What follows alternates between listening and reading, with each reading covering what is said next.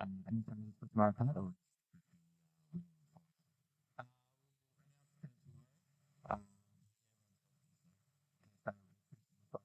Um, one to, oh, 925. Pleased with you, especially by yourself at the response, following two games where it kind of got away from you following a big opening partnership. Yeah, it was really pleasing. I thought in a couple of those previous games we'd actually, bowled pretty well without reward at times. So yeah, it was good to kind of feel like we got a few wickets in our favour. And yeah, I was really proud of, after we got a few wickets, we kind of really stuck at it, and to bowl the team out was proper effort. So yeah, really chuffed. Pat, I know you said that everyone's healthy, but Adam Zampa is his recovery in the last few days from that back spasm has been all right. Clearly, then.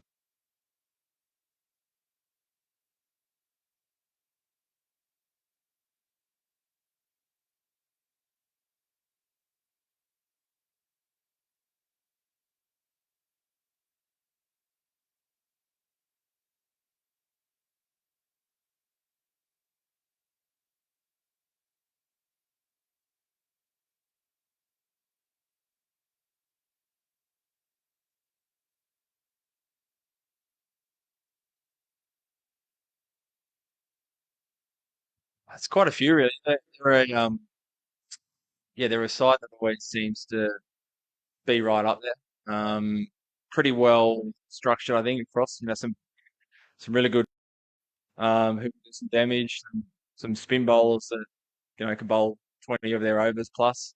And then they've got, I think Rizwan's the leading run scorer. Babar Azam's always good. A couple of other batters that have scored a lot of in ODIs lately. So they're a really strong side, pretty much in all facets. Pat, I mean, the win against Sri Lanka aside, in a long tournament like this, do you keep like ticking boxes along? Because there's always that talk of peaking at the right times. And if so, what boxes do you think you did tick against Sri Lanka? Yeah, I mean, we've probably given up the right to peak up the right time by losing the first couple. And sorry, just on that, Pat, I mean, how much of it came from you in the sense in the early half, the first 25 overs, there was obvious frustration. The wicket wasn't coming. Like you shrugged your shoulders as well once. But then the drinks break, getting those first two wickets, like so, how much of that came from you? And uh, did you just like fire yourself up in that period? I don't know.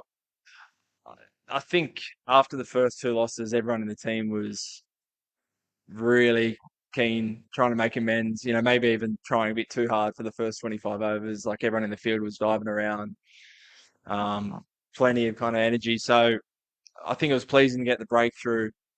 Would have liked for it to come early, but once we got the breakthrough, it felt like then we got on a roll, um, which we earned. So yeah, I wouldn't attribute too much credit to myself. It was everyone out there was awesome.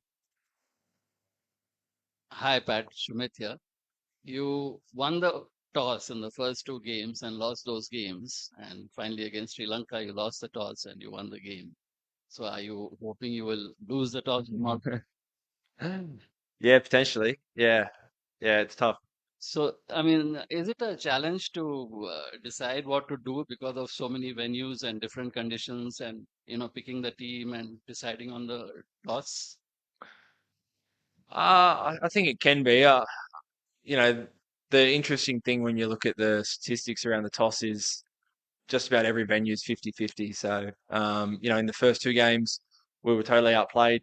Whether we batted or bowled first, I don't think it would have mattered too much. So yeah, I don't know, it's not like a test match or anything. ODI cricket, it's kind of, I don't think it makes a huge difference. And yeah. Hi, Pat. Hi, Pat. Talking about Alex Carey's form, we know how important he's been to the Australian middle order. Is he by any chance going to get a nod tomorrow? What do you think? Is a form a bit of concern?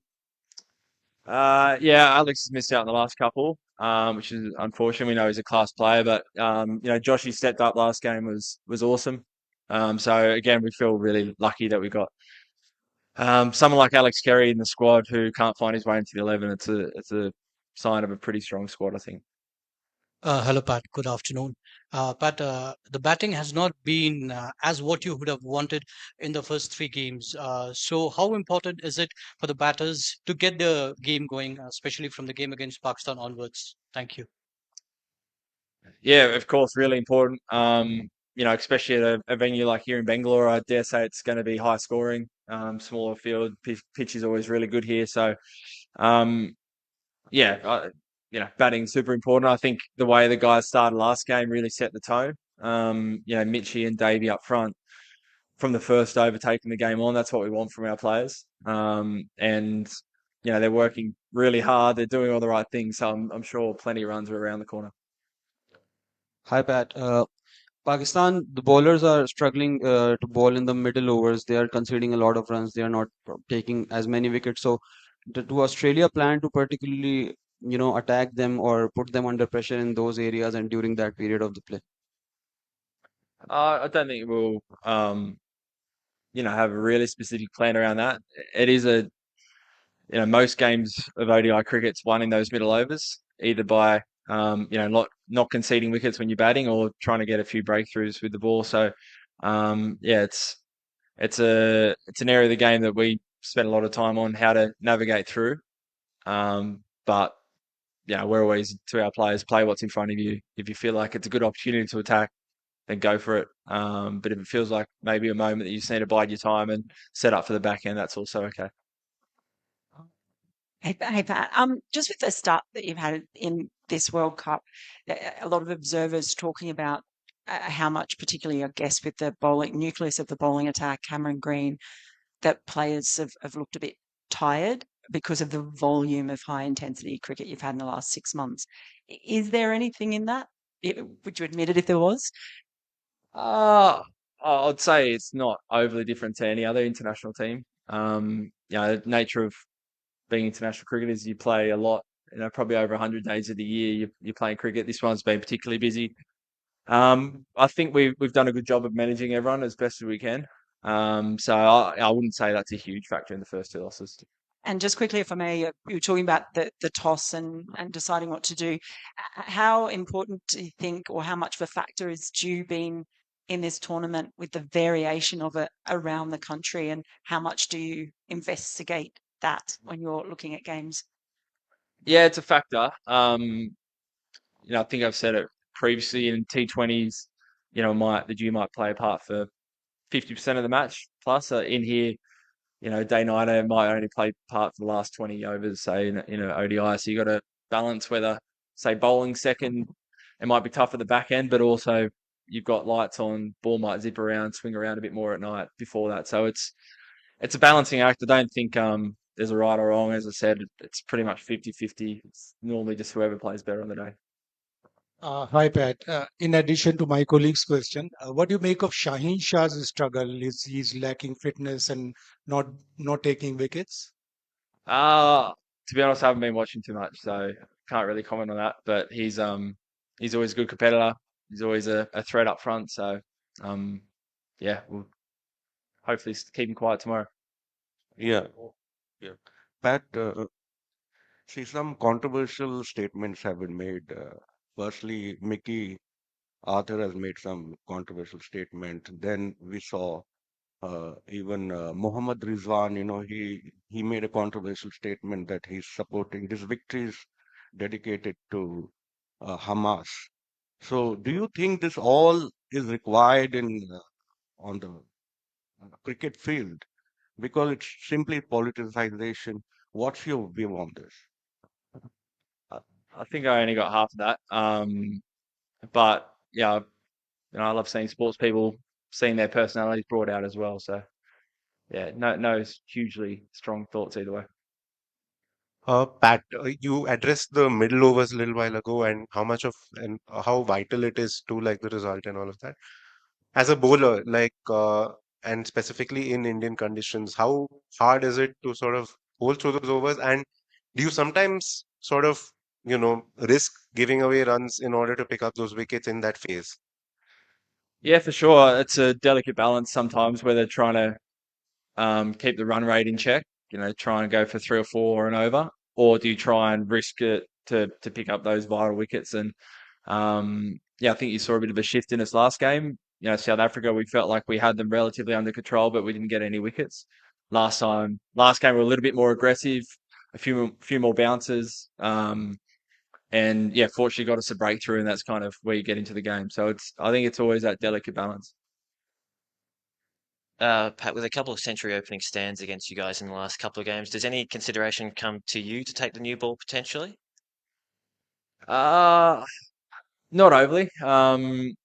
Yeah, you know, kind of before the tournament, you bounce around plenty of different ideas. But at the moment, you know, we look back at the last couple of games and yeah, haven't got the wickets, but there's probably been, you know, 3 chances in each first 10 overs that we just haven't got, or, you know, LBW missed by millimeters or player misses. So we've been really happy with, yeah, the guys up front. Yeah. And is there an arrival date for Travis Head locked in at this point, or? I believe he's on a flight right now. Is that right? Yeah. So we'll probably see him on Sunday. Thank you. It's one over here or Pat, quite an extraordinary thing that the Australian Cricketers Association have decided to do in funding for the netballers in Australia. Can you talk a bit about your thoughts on that and why you've decided to do it? It's never been done before cross sports, really. Yeah, yeah, I can. Yeah, obviously the netballers are in a bit of a tricky situation at the moment. And you know, we're in a similar situation 6 or 7 years ago.